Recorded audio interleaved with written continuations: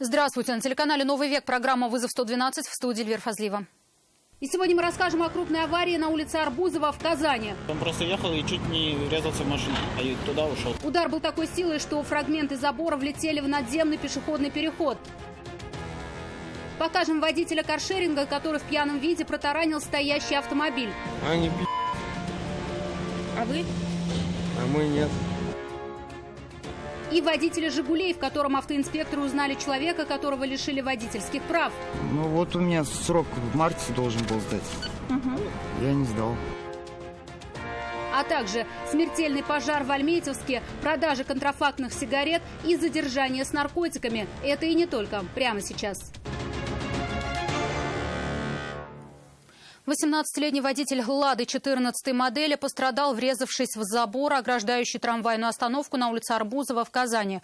Удар был такой силой, что автомобиль восстановлению не подлежит. А осколки разбитой машины и фрагменты ограждения влетели на лестницу надземного пешеходного перехода. 26 января у него день рождения было, 27-го он получил права. Приятель 18-летнего водителя «Лады» примчался на место сразу же, как только узнал об аварии. Рассказал, что поговорить с другом не успел. Его стали осматривать медики. У него нога, он хромает. Водитель «Лады» успел сообщить, что уходил от столкновения. Его скорость, видимо, была несколько выше, чем двигался остальной поток машин. И, понимая, что столкновения не избежать, молодой человек вывернул руль влево и влетел в забор, ограждающий остановку. Он просто ехал и чуть не врезался в машину. И туда уходил? Да, и туда ушел, получается, от столкновения. Опыта вождения у молодого человека почти нет. За рулем с конца января. Практический урок по последствиям неправильно выбранной скорости прошел для него относительно легко. Сильно повезло, что на лестнице надземного пешеходного перехода не было людей. Осколки автомобиля и фрагменты снесенного им ограждения залетели внутрь, поднявшись на несколько метров. Большой удачей можно считать, что отлетевшая обратно на проезжую часть «Лада» не задела едущие там автомобили. Поток был довольно плотный. Водителя «Лады» госпитализировали с ушибами мягких тканей головы и переломом левой ноги. И после оказания первой помощи его отпустили на амбулаторное лечение. Восстанавливать автомобиль смысла, вероятно, уже нет.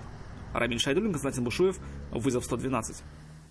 Сильно нетрезвый водитель каршеринга при заезде во двор одного из домов на улице Губкина задел припаркованные автомобили и попытался скрыться. Владелец, задетый им Daewoo Gentry, вышел на звук сработавшей сигнализации и увидел уезжающий Volkswagen Polo. Водитель доехал до подъезда и нетвердым шагом зашел внутрь. Поняв, что мужчина пьян, очевидцы вызвали автоинспекторов. У нас около машины был там рядом. Там сигнализация работает. Смотрю, сразу ездил туда. Задняя дверь, передняя дверь, крыло там. Владелец Daewoo Gentry рассказывает, к машине подбежал сразу, как только сработала сигнализация. Увидел, что каршеринговый Volkswagen Polo уезжает с места аварии. Включил запись на телефоне и пошел вслед за автомобилем. У ближайшего подъезда из-за руля вышел сильно нетрезвый водитель. И потом уже даже хочет еще убегать. Потом остановили. Он, оказывается, здесь живет, и ушел туда. И гаишники вызывали. А как поняли, что пьяный? Он видно сразу пахнет, и даже он не чувствует. Мужчину автоинспекторы нашли, он утверждал, что за рулем не сидел, а очевидцы на него наговаривают. Они А вы? А мы нет. А вы честный? Я честный. Самый хороший русский человек. Вы за рулем не сидели, то есть? Нет. Мужчину отстранили от управления и предложили пройти экспресс-тест на наличие спиртного в крови. Он согласился, но с оговорками. Где до этого был, говори. Я шел пешком домой. Я понял, все хорошо. Все, чтобы свидетели видели. Я шел домой пешком. Ты меня около двери остановил. Я был пьян. Вультанул меня. Неправильно повернул. Давай.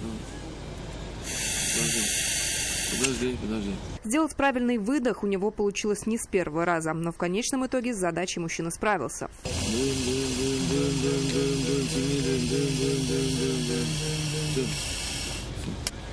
Единица 367 миллиграмм на литр. Конечно, на улице могу гулять.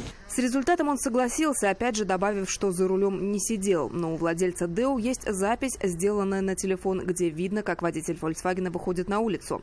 На то место, где он остановился, направлена камера видеонаблюдения. К тому же несложно выяснить, кто арендовал автомобиль. И теперь, если в суде будет доказано, что за рулем Volkswagen сидел именно он, то мужчине грозит штраф в 30 тысяч рублей, лишение водительских прав сроком до 2 лет. Свои штрафы наложит и каршеринговая компания за вождение в нетрезвом виде 110 тысяч рублей, еще 55 тысяч за эвакуацию машины на штрафстоянку и оплата ремонта самого автомобиля. Лена Знатульна, Константин Бушуев, вызов 112. А на 45-летнего водителя «Жигулей» 7-й модели возбудили уголовное дело за то, что он сел за руль. Проезжающие мимо автоинспекторы узнали в нем человека, который несколько месяцев назад отказался от медицинского освидетельствования. И его лишили водительских прав, но документ он не сдал. Автомобиль остановили, права у него изъяли, и он снова отказался от освидетельствования. На медосмотр для устройства на работу ехал. Не получилось. Ну вот, не доехал.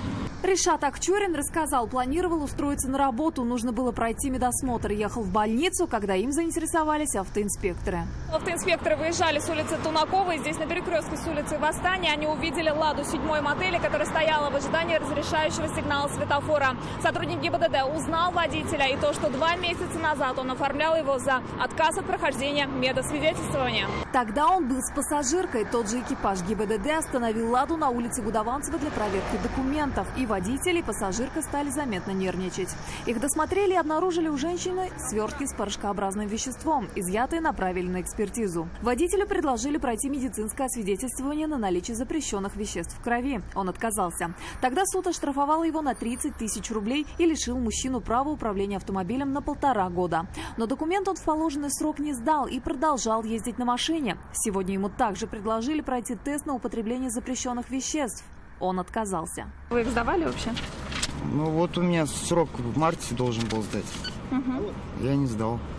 Почему? Не успели? Не успел сдать. Вы сегодня не употребляли, ничего у вас нет с собой? Нету, ничего нет. Все проверили уже. А почему тогда сотрудники оформляют? Ну, я отказался от медосвидетельства. Ну, я прошел тестер, а и к врачам ехать я отказался просто.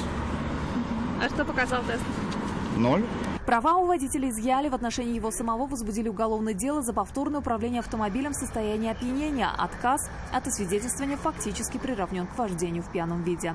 И теперь ему грозит штраф в 300 тысяч рублей или лишение свободы на срок до 2 лет. Нафиса Минязова, Лейсан Саитова, вызов 112.